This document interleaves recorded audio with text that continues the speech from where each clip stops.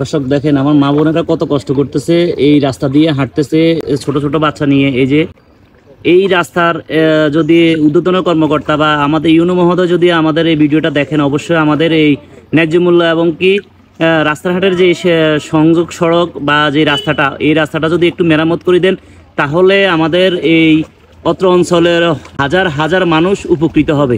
এই একটা ভাঙতি, সামনে আরেকটা ভাঙতি আছে, সেটা হচ্ছে রুবেল ডাক্তারের বাড়ির পশ্চিম পাশে একটা ভাঙতি। এই দুইটা ভাঙতি যদি ঊর্ধ্বতন কর্মকর্তা বা আমাদের ইউনো স্যার যদি একটু সুনজর দেন, তাহলে আমাদের এই কষ্টগুলা অন্তত পরিহার হবে।